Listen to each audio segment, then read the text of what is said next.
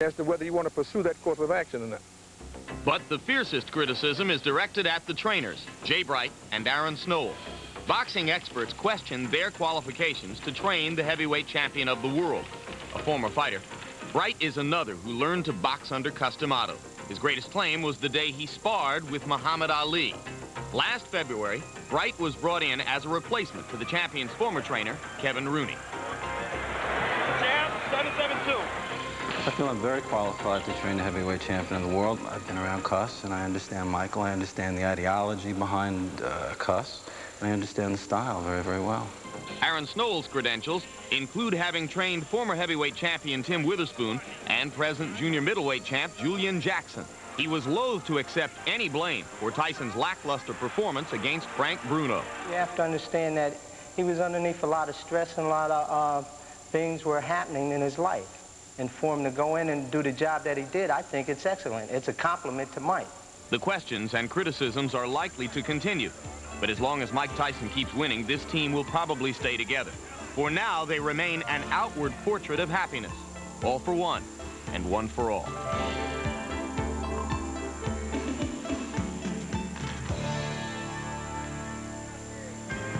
And now we bring you back live to the convention center in Atlantic City, where there were rumors of ticket-selling trouble, but almost all seats are now filled with minutes to go before fight time. The 12-round World Heavyweight Championship bout coming up between undisputed three-belt world champion Mike Tyson and Carl Williams, the challenger who calls himself The Truth. Of course, the truth about Mike Tyson has proven elusive enough and intriguing enough to have spawned a storm of videotape and a small book publishing boom. Now here with his own observations about Tyson Truth is our own in-house Diogenes, Larry Merchant. Judging from those scenes of domestic tranquility we just saw, Mike Tyson is still searching for affection and family to go with his fame and fortune. From Brooklyn to Catskill to Hollywood to Midtown Manhattan to New Jersey and now to Orwell, Ohio. After the turmoil of last year, he has surrounded himself with admirers who make him feel good, which surely a 23-year-old king should be able to feel. Whether they're good for him as a fighter or as a businessman will be decided in the future. Right now, some of them are spending their time defending him from the enemy, such as the authors of those books that have been coming out, which they regard as too revealing. I've read some of those books, and Jose Torre's Fire and Fear has a lot of interesting anecdotes that remind me, anyway, how it's so easy to forget that you can run from your past, but you cannot hide from him. That the rough, hostile edges that have made Mike Tyson the fighter he is have also led to those public embarrassments in politer society. Tonight he's fighting another fighter who has arisen from those kinds of mean circumstances he did. He has smoother edges, but he hasn't been as successful.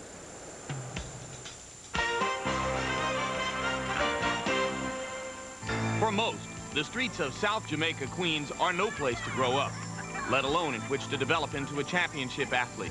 They call this man-forsaken place Crack Alley, and only a few, like Carl Williams, have escaped.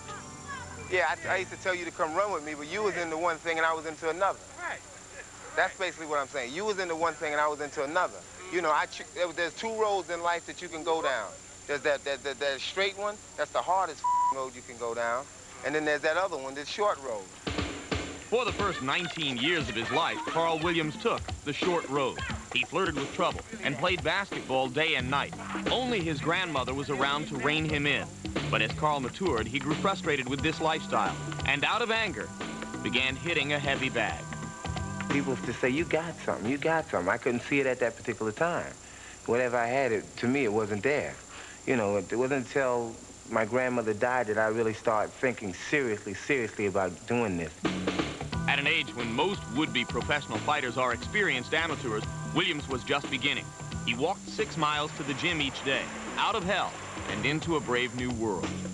Whatever I was doing at that particular time, years and years ago, you know, I gave it up to become a boxer with no hopes, No aspirations or anything, no future really, but just a lot of hard work and determination. Fighting out of the tiny O'Connell Park gym, Carl Williams entered the Golden Gloves with just a couple of amateur fights under his belt. Miraculously, he won a title. Here was this big hulking guy with a piston for a left jab, and he immediately caught my eye. And for a guy that age to start that old and do what he did is certainly an accomplishment. Flushed with success, Carl moved to suburban White Plains to get further boxing instruction. It was a Spartan existence at first, with Williams living alone in this motel, far enough away from his city friends and city temptations. This is obviously a different environment, and I think in order for me to be successful, I had to move here, to get away from some of my friends and try to more or less concentrate on, you know, being a professional fighter. In White Plains, Carl developed rapidly as a fighter, gaining valuable ring experience he had missed as a teenager. One sparring partner came down from this gym in Catskill, New York, to spar with Williams, a 17-year-old named Mike Tyson. Memories differ as to what happened. He jumped on me that particular day, gave me a bloody nose and everything. You know, I was a little, it shook me up because I was a professional with 7, 8 fights. And I was saying to myself, oh my God, I gotta let this amateur come in the gym and do this to me. So I got very angry that night. I went home and thought about it. And the very next day, I came in the gym with a different attitude towards him. I went into the ring and I busted him up. Well, he sparred me when I was 14, 15 years old, and he couldn't kill me then. And now I'm 5 times, 10 times the fighter now. He hit Mike a good right hand one day, but he could never say he never had Mike hurt. I never had to yank Mike out, I never had to cut it short, and we never invited back. I think if they continued to bring him down here, Carl would have just totally destroyed the kid's confidence. Either way, Williams advanced onward, meeting Larry Holmes for the title after just 16 pro fights. After dazzling the champ with his style, Carl lost a hotly disputed decision, but left the ring with high hopes and a promising future. The path down, though, was just as sudden. After this devastating knockout at the hands of Mike Weaver, it took Carl Williams 16 months to climb back into the ring. Everybody loves a winner, but I felt, I was led to believe that the guys that were with me were a little better than the guys that I had heard about, but I guess I was wrong. For his comeback, Carl asked longtime lawyer Ira Leibovitz to become his manager. Then Williams squeaked by Trevor Berbick, which thrust him into his mandatory title shot tonight as the IBF's #1 contender. You can say the road Carl Williams has endured to reach Mike Tyson is a small miracle in life. From Carl's crack alley home to his boxing successes and failures, he has shown a tenacity with which few in his position have been blessed. This is definitely a vindication for me, and I will not be denied. Not tonight or any other night. It's been too hard a road for me. And now the long road to Mike Tyson reaches its end as Carl Williams enters the ring for his second heavyweight title challenge, the first of which came 4 years ago against Larry Holmes, a fight in which he gave a terrific account of himself. And what are those sparring sessions with Tyson? Well, there are videotapes of what took place 6 years ago, and we're going to show you some action from one session which took place August 1, 1983, at a time when Mike Tyson was a 17-year-old amateur, and Carl "The Truth" Williams was a 23-year-old professional with 11 bouts under his belt. In most of the videotape footage we've seen from those sparring sessions, Williams was able to control Tyson with his jab and occasionally landed right crosses, which seemed to bother the young amateur. But you also saw the beginnings of the peekaboo style that Tyson exhibited, with Cus D'Amato, the legendary trainer, always looking on from a close distance. It's a different Carl Williams tonight. It's, of course, a different Mike Tyson, whom he will be facing. And there is Carl Williams' record, 22 wins. The losses to Mike Weaver and Larry Holmes, 17 knockouts, as there is some punching power behind the best of Carl Williams' weapon, that straight, stiff, quick left jab.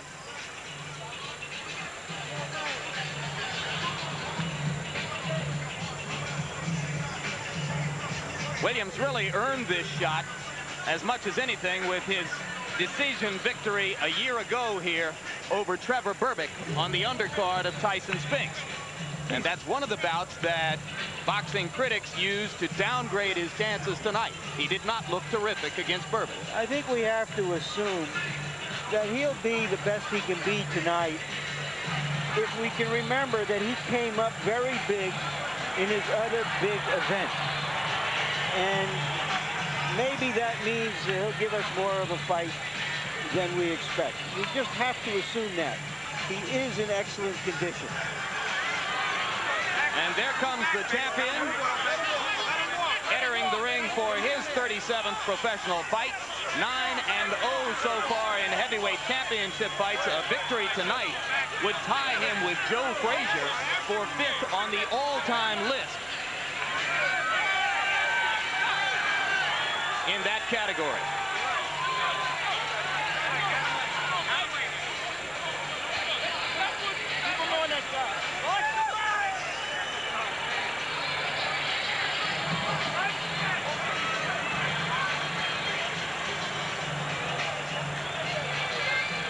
Directly in front of Tyson was Aaron Snowell. He's now stepped ahead of a security guard. Jay Bright is the man just behind Tyson's shoulders now as he prepares to step up into the ring, whipping the ripped towel off over his head. Of course, the gladiator look remains intact. Black shoes, no socks, black trunks, Mike Tyson. You know, it is a sign of the importance that boxing has to Mike Tyson, that no matter what goes on around him, he's ready to fight. As he has been 36 times with 32 knockouts so far.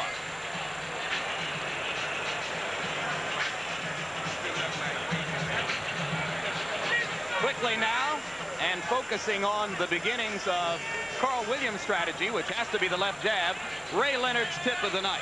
Well, the left jab speaks for itself. That's the key punch for Carl Williams, to keep that left jab in Tyson's face, keep him off balance, but most importantly, snap it and not bring it down too fast, because what's going to happen, Tyson should counter that left jab. Now, once the fight becomes an inside fight, in fact, I believe that's going to be the case because Tyson's style is get inside, their right uppercut. That punch may accommodate Tyson's style, but in doing so, Williams better keep both hands up because Tyson throws an onslaught of punches each and every time, each and every opportunity. Now, Jim, this is my favorite combination. I call it the Tyson combo. It's a right hand to the liver section, then to the chin. And most of the time, the Tyson catches his opponents with this particular punch, it's over. Here we see a good shot of it, right up to the chin. If Williams get against the corner or the ropes, look for this particular combination to take place. With taller opponents, Tyson has a tendency to lunge in because of the height and reach advantage. But here, he may find the same thing with the taller Williams. Tail of the tape, and you can see the big disparity in reach. Carl Williams with a 14-inch advantage there at 219.25 for Tyson and 218 for Williams. Both fighters appear to be in superb physical condition. Rules for the bout, combination, and before we look at rules, we'll look at the punch stat computations. Larry Merchant. And here is our statistical profile of the activity of the fighters, which show in the fights that we examined remarkable similarities in the number of punches thrown and landed per round by Tyson Williams. But of course, there are different kinds of punches. Tyson throws the heavier stuff. Williams throws a majority of jabs. And you see the 28 jabs per round Williams threw against Holmes. That is when he looked most effective. Rules for the fight, a combination of WBA and New Jersey rules. Most significant, the 3 knockdown rule. Rarely in effect for championship fights, is in effect tonight. It victimized Carl Williams in his fight against Mike Weber. Now we go to the ring announcer, Michael Buffer, for pre-fight introduction. Ladies and gentlemen, good evening and welcome to Atlantic City's Convention Hall by way of Donald Trump's Trump Plaza Hotel and Casino on the boardwalk here in Atlantic City, New Jersey. Tonight, Don King Productions and the Trump Plaza present the World Heavyweight Championship. This bout is approved and sanctioned by the New Jersey State Athletic Control Board, Larry Hazard Sr., Commissioner, Deputy Commissioner Lawrence Wallace, and the Chairman is Jerry Gormley. The bout is governed by the rules and regulations of the World Boxing Association, represented by Dr. Elias Cordova and James J. Biggs. It is also sanctioned by the International Boxing Federation, President Robert W. Lee, and the World Boxing Council, President Jose Suleiman. The 3 judges selected by the New Jersey State Athletic Control Board for this bout are Rocky Castellani, Chuck Giampa, and Richard F. Murray. Chief physician at ringside, Dr. Frank B. Dawkins. Also in attendance, Dr. Eric Wormser and Dr. Charles Wilson. The timekeeper for the bout is Roosevelt Gilbert, and counting for the knockdown seconds, Steve Smoger. And now, before we get started, I would like to introduce the gentleman in the ring at this time, a man who's responsible for bringing over 20 championship bouts to Atlantic City over the last 2 years. In addition to being the world's most famous entrepreneur, he is a best-selling author and our host this evening, Mr. Donald Trump.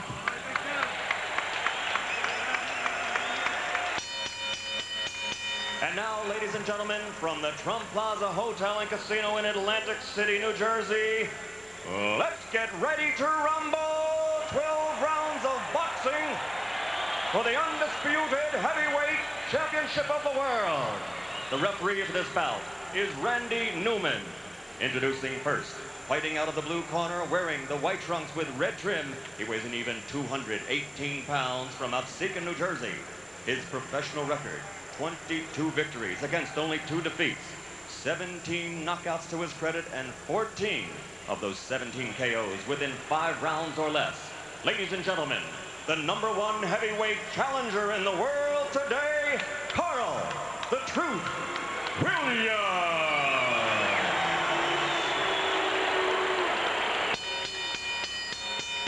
And his opponent, fighting out of the red corner, wearing the solid black trunks and weighing in at 219 1/4 pounds from Catskill, New York. His professional record is unblemished with 36 consecutive victories, 32 knockouts, 28 KOs in 5 rounds or less, and 16 in the first round alone. Ladies and gentlemen, presenting the undisputed, the undefeated heavyweight champion of the world, Iron Mike Tyson.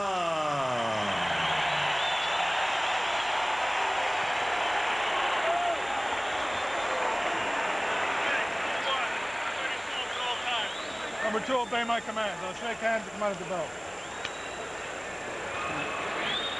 Keep in mind that Mike Williams has a tendency to get hit by left hooks. Carl Williams, excuse me. I can think of better tendencies that a fighter should have who's going out to face Mike Tyson. Indeed, Carl Williams has been floored 7 times in his career.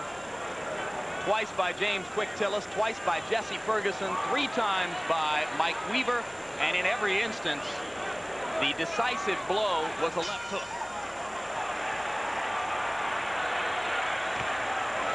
The people in Williams' corner are sincerely worried about what he does in the first 30 seconds against the Tyson onslaught.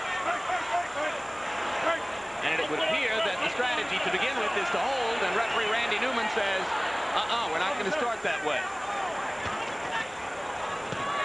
This is somewhat of a reunion here because both men are just throwing punches. In fact, Williams here has selected to fight Tyson inside.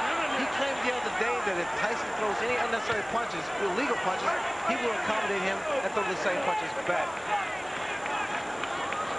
Well, Frank Bruno felt the sting of Tyson's elbow several times, as other opponents have complained that they have felt it as well.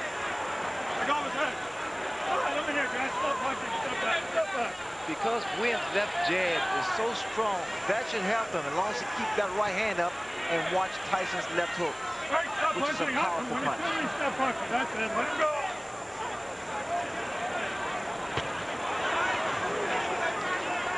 All right, that's it. I'm here. Let him go. Get back.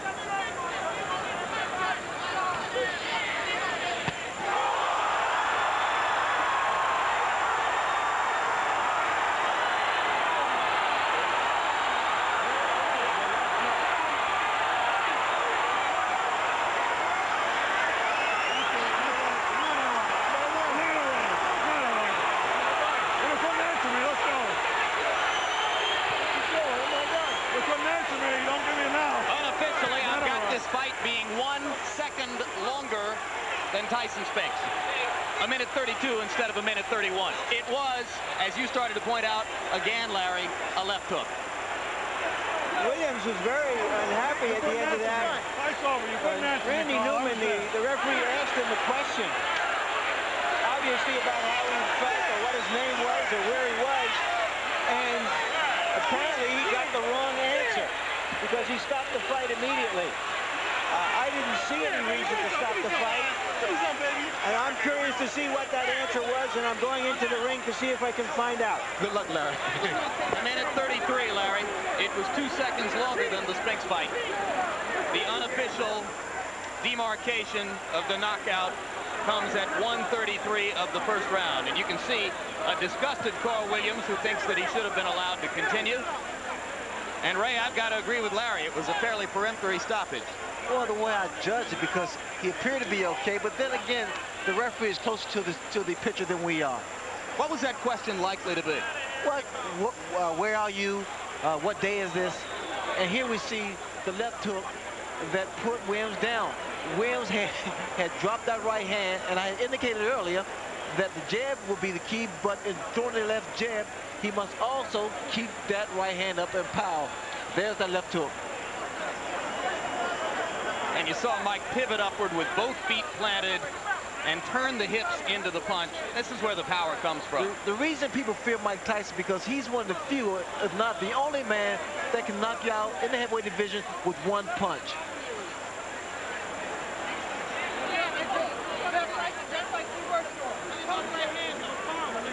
Here's another look at the devastating left hook.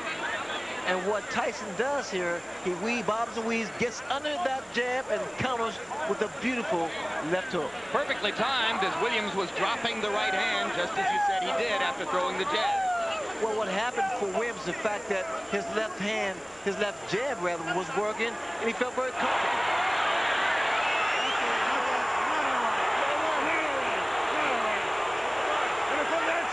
That was a look back at the conversation between Randy Newman and Carl Williams, which led to the stoppage.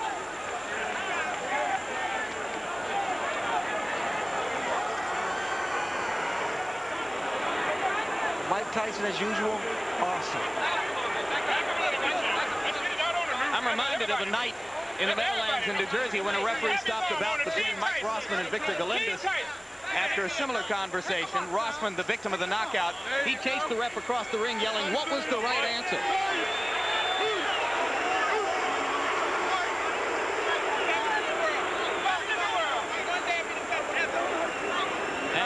I'm with Randy Newman, the referee of the fight. Obviously, the people in and out of the ring are unhappy that the fight was stopped. Randy, why did you stop the fight? When he got up at 8, he was wobbly. He wasn't standing up. He was leaning against the ropes. I asked him a question, a very simple question. How do you feel? Not for the answer, but to see how he responded. His eyes were blank. His expression was blank. He had no answer. Is there any chance that he misunderstood what you wanted him to respond to? I don't think so. Let me tell you why. He's had a lot of professional fights and a lot of amateur fights. When a fighter is knocked down, and I had 38 fights, when a fighter is knocked down, the first thing he wants to prove when he gets up to the referee is that he's in good shape. Number one, he wasn't standing on his feet. He was leaning on the ropes. Number two, he couldn't answer me. And number three, his eyes were dead. Thank you very much, Randy. And now back to ringside. All right, thanks very much, Larry, and thank you for pointing out that the crowd is booing, as there were obviously a fair number within this congregation who did not feel that the bout should have been stopped quite so quickly. Randy Newman with a decisive and clear-headed answer to the questions. He knows exactly why he did what he did. Well, Newman is a competent referee. In fact, that he must have saw something in Williams that we didn't apparently see. But from the outside looking in, it appeared that Williams got up and was able to compose himself. But then again, I think it's left up to the referee.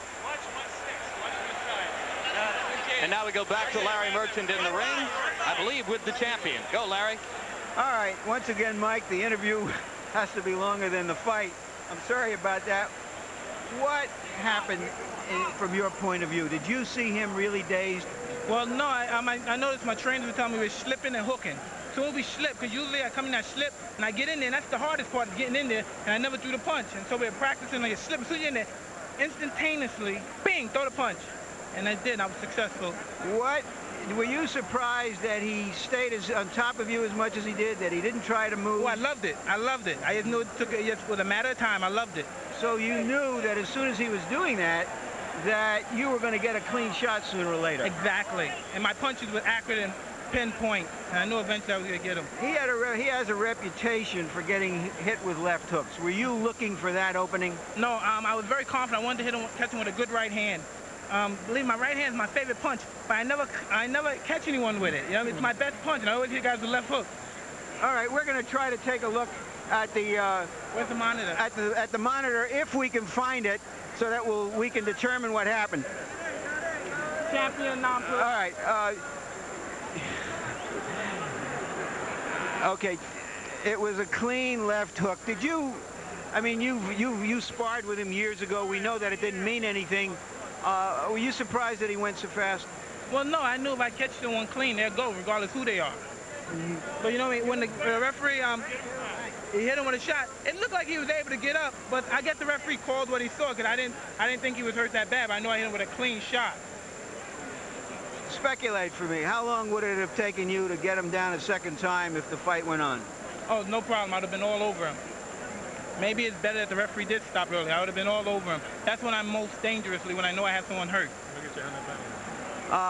For the record, Mike, I don't know if you know it, this fight went a couple of seconds longer than the Spinks fight. So far in this building, in the last 13 months, you've fought about 1 round and 2 fights. Well, it's good. I like coming in this building. I like being here. And Donald Trump, he don't play around. He pays that money up. And for this fight, Don told me if I knock him out, he'll pay me $100 grand. And I'm looking forward to that $100 grand. Who? Don is going to pay for you? Don King, yeah.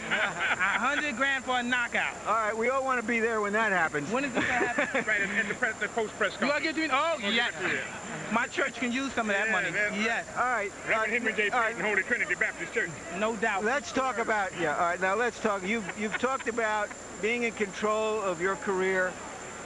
Tell us what you think is next. Who is next? Well, I'm just taking it one step at a time. I'll fight anybody, you know what I mean? I don't discriminate from anybody. I'm the best fighter in the world, and there's no man that can beat me. Does this mean that Holyfield is or is not your next opponent? Well, he's in my future, but I don't think he's in my immediate future. But come on, Holyfield, don't matter. That's kids' play. So you think that you'll fight Holyfield like early next year, and you may have 1 or 2 fights before then? Most likely, but you know what I mean? If they can discuss our things with their people, we can fight in 2 weeks, 3 weeks. He caught a quick knockout, I got a quick knockout. We both still need to work. We didn't get any work. All right. Jose Ribalta was one of the fighters being considered for your next opponent, and he had a dreadful outing in a preliminary tonight. Did that eliminate him? Well, it looks kind of dreary for him, but you never know. If he have a couple more fights and he cleans up his act, he's always a good prospect. What about Douglas, who looked a little better, if not great, in another preliminary? He's been mentioned as a possible opponent. I take all comers. I don't duck any man. Can we assume that Michael Dokes is one of the prospects? All comers. Come one, come all, because nobody can get close to me. They're not even close. I'm the best fighter in the world. There's been discussions that today people from Israel have been offering you money to come and fight there. You've been reluctant to go abroad. Do you think that as a world champion, as someone who says, I'm the best man on the planet, that you will start to fight abroad? Well, eventually we'll do that, you know what I mean? But like you said, I'm not in a hurry to leave my country. You know what I mean? I love my country. I'm not in a hurry to leave anywhere. But you know what I mean? If things are right, I'll fight anyone in any place. In their backyard. How would you describe right now? You've got a lot of things past you. You've always been able to focus on fighting no matter what the other stuff has gone on in your life. Are you as content as you can be now with the situation that you have? I want to fight, fight, fight, and destruct the world because I'm the best fighter in the world. Thank you very much, Larry. Thank you. Jim? All right, Larry. Thank you, Mike Tyson. Thank you, Larry. And here is the man the boxing public waits to see Mike Tyson fight. A man who 6 days ago knocked out a pretender from Brazil named Adilson Rodriguez in 2 rounds and now waits to see when his turn is coming. Evander Holyfield, first things first. How did Mike look to you tonight? He was impressive. He hit the guy with a good left hook, took him out. He did a job well done. Would you have thought that he could knock Carl Williams out in 1 minute and 33 seconds? Well, you know, I felt that, you know, anybody could knock anybody out with a clean shot as well as he delivered. He delivered a good shot right on the button, got him out of there. In his interview with Larry Merchant, Mike acknowledged that you are not likely to be next on his list. He did not say for sure whether he would fight Jose Ribalta or Buster Douglas or Michael Dokes or any of the other names which are being bandied about, but he seemed to make it pretty clear that he's not going to fight you next. Are you getting impatient? No, I'm not getting impatient. My time is coming, and I will be ready when my time comes. When will you fight again? Well, it's all depending on how long is the wait. If the wait is 6 months or so, then I would take a fight in October. All right, so Evander Holyfield looks forward to a fight in October. Ray Leonard, your judgment of how long the public is willing to wait, and what does tonight's 90-second knockout do to the expectations regarding Tyson Holyfield? Well, what happens, it creates more and more of an aura and a persona for Mike Tyson, because what's going to happen now is the intrigue is whether or not Evander can deal with the Mike Tyson. As far as he's concerned, he can deal with him. Is there any other fighter in the division who could pose a real test to Mike other than Evander Holyfield? I think it's a matter of economics and credibility, and Holyfield has that credibility. All right, Evander Holyfield, we thank you very much for your time. Congratulations on your victory last week. And we look forward to someday seeing you in the ring with the undisputed champ. Right now, we go back up to Larry Merchant for more from the ring. Larry? Okay, I'm with Carl Williams and with his trainer, Carmen Graciano. Carl, starting from the beginning, why were you as aggressive as you were, which preceded the knockout? Well, I wouldn't call it a knockout. I wasn't knocked out. I mean, he knocked me down. The referee stopped the fight. I don't know why. I think politics is involved in all of that. I think they're just setting up the Holyfield fight. Now, I wasn't even hurt. Did you understand what the referee's question when he said... My hands was up. When the referee said I put my hands up like this there, I was ready to go. He just said, you know, I don't know. You know, I don't know what the hell happened. All right, you've been knocked down a number of times in your career, and every single time you've gotten up, and in some occasions you've fought better. From your experience, shouldn't you have assured the referee, look, I'm okay, let's go? Well, I think it was an inexperienced referee. This was his first championship fight. When he seen me down the first time, obviously, he just said, okay, it's over. He said, I think he said something to the effect, are you all right? Are you all right? So I immediately put my hands up, and what happened? He stopped the fight. I don't know what's going on. I know it's political. Because I wasn't hurt. I've been down many a times. I've been down 2 or 3 times in a fight and have gotten up and knocked the opponent out. So I know it was political. I'm not even hurt. You know, I feel bad for not even doing anything. I didn't even really, you know, I didn't even get a chance to show my stuff. Talking about showing your stuff, explain to us why you felt it was necessary to go to Mike Tyson. He says that when he saw you coming to him and fighting him that way, he was elated. Well, it wasn't that. It wasn't the fact that I was just coming to him. I didn't feel that I should lay back. You see, with Mike, you have to show Mike that you're not going anywhere. You know what I mean? Okay, he caught me with a good shot. Okay, fine, no problem. I've been caught with good punches before. That's not the problem. And I've been down before. I've been there before. So why did the referee just prematurely stop the fight like that? I've been in that predicament before and have got up and knocked people out and have won. You know? Carl, you've stated your case eloquently. Thank you. Now back to ringside. All right, thank you very much, Larry. A very animated, quite disappointed Carl Williams. Lucid, obviously clear-headed. Any further reflections on the judgment to stop the fight based on having seen Carl there, Ray? Well, again, now he seems to be pretty clear-headed, and he understood that he was knocked down. In fact, he made mention that he's been knocked down a number of times throughout his career. He was able to get up and actually knock his opponent out. And I think that's going to be debatable from here on out. And that's the reason we have referees. Should a referee keep in mind the history of the individual fighter? The fact that Carl Williams has gotten up from knockdowns to win as opposed to some other fighters who deteriorate after knockdowns? I think some history or some knowledge of the fighter should be known, because like Aaron Price get knocked down and get back up and be incredibly impressive. So I think it's a matter of knowing the fighter. All right, Mike Tyson, regardless of what you think of the stoppage, continues to perfect the art of the 90-second knockout in Atlantic City. And right now we get ready, Ray, to look at the entire 93 seconds one more time. We said at the beginning of the bout that Williams was susceptible to the left hook. You pointed out that he elected to stand in close with Mike and punch during the first minute of the bout. Well, he did pretty well. As a matter of fact, he established the left jab, and he kept Mike Tyson at bay. If anything, he didn't allow Mike to get too many punches off in the first round. But what happened when he dropped that right hand, that's when it was all over. This was an energetic Williams as he attempted to get ready to use the jab to good effect. Tyson always opens with a firestorm. You'll recall that he knocked Frank Bruno down during the first 15 seconds of the bout, which it eventually took him 5 rounds to wrap up. Referee Randy Newman was aggressive from the start, warning Williams early not to hold Tyson while hitting him. As you watch as he drop his right hand. When Williams throws the left jab, he has the tendency to drop that right hand, which the left hook of Mike Tyson will accommodate that. And when you say drop the right hand, it's not a big drop. It's almost imperceptible, but it's very important in boxing technique. Well, it leaves you open for the left hook. And when you place a fighter with the power and the left hook of Mike Tyson, that right hand should be glued to your chin. And I'm sure take the left hook. And as you watch Carl Williams, he's really days here, and he's working way to get out.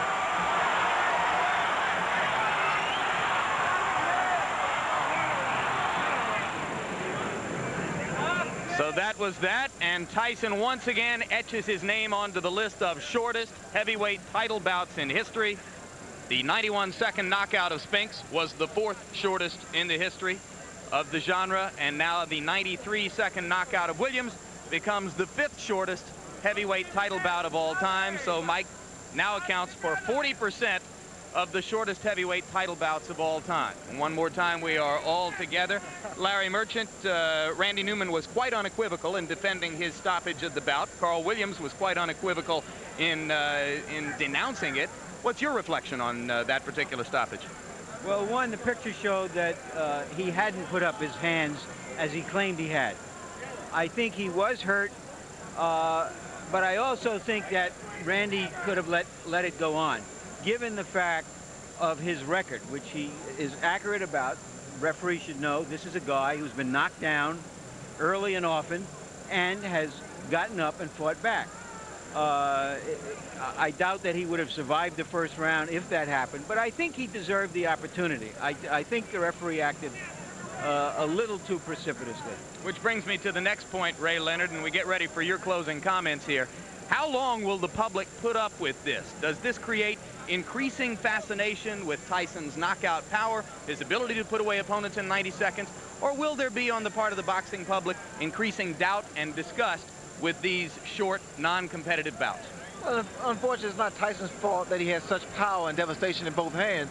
The fact of the matter is, he's the best in the business. He tells you right away he's the toughest guy on the planet, and he proves it each and every time. Must he fight Holyfield next to maintain credibility? Mike Tyson has credibility. He's proven himself. He's unified the heavyweight division.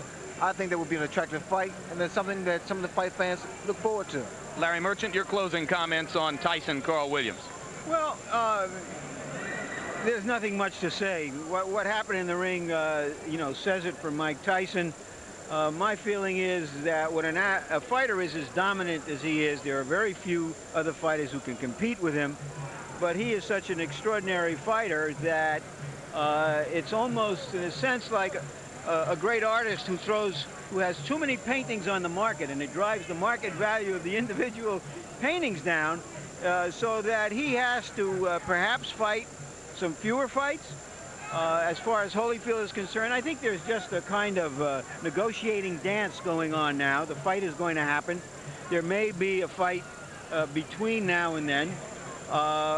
Hopefully it would be Michael Dokes, who would be the most credible opponent out there, I think, before such a fight.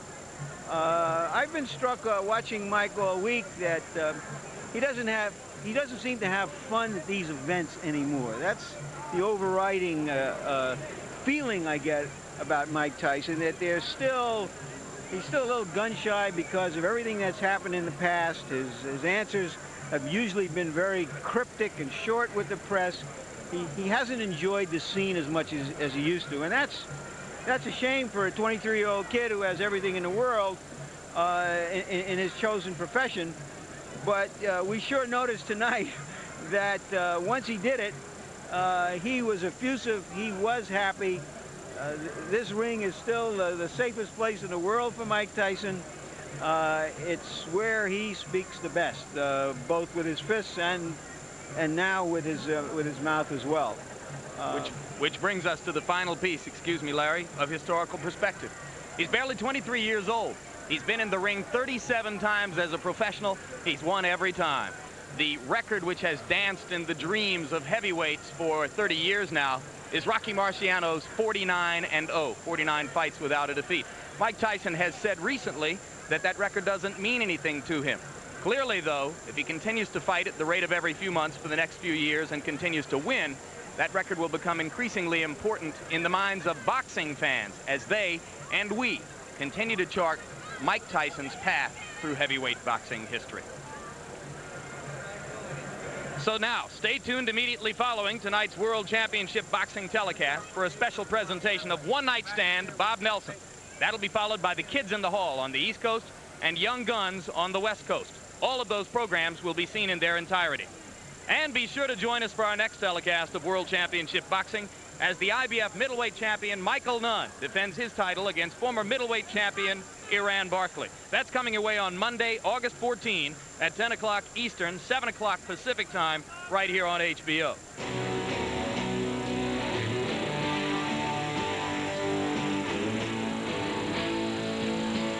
So now, for Sugar Ray Leonard and HBO Sports, the network of champions.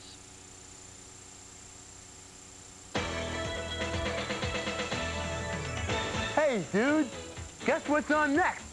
Bob Nelson and One Night Stand. It's excellent.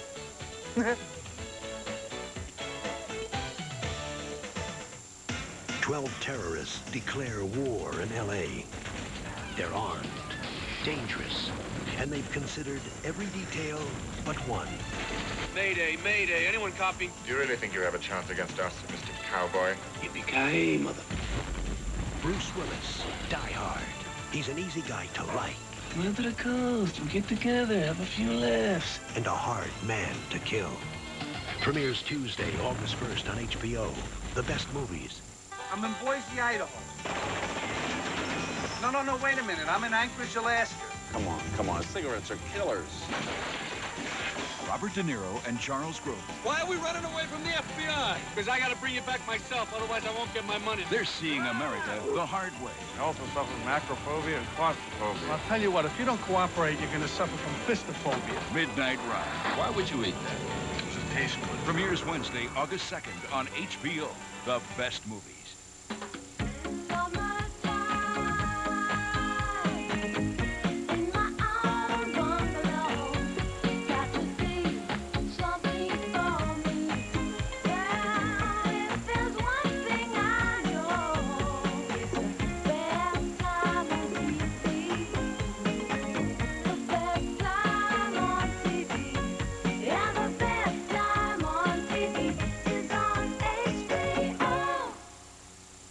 Jeffrey Grant's a typical American teenager and a chip off the old block. What do we got here? The communist bloc. Jeffrey Nicholas Grant. Your parents are Russian spies, KGB agents, sleepers they're called, deep cover. Oh, Kachina. Arcturus, Kachina. You want me to help you put him away? Something big is coming down.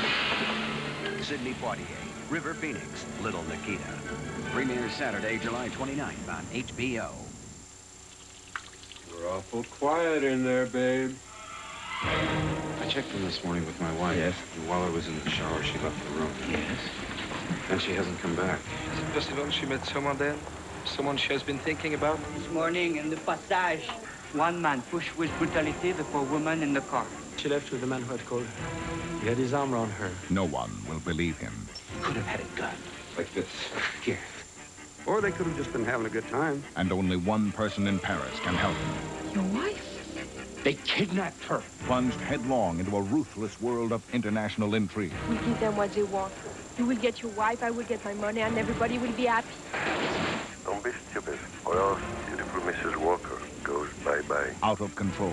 I am an American, and I am crazy. Over the edge. I hope you know what you're doing, Dr. Walker. Harrison Ford, in a film by Roman Polanski, Frantic.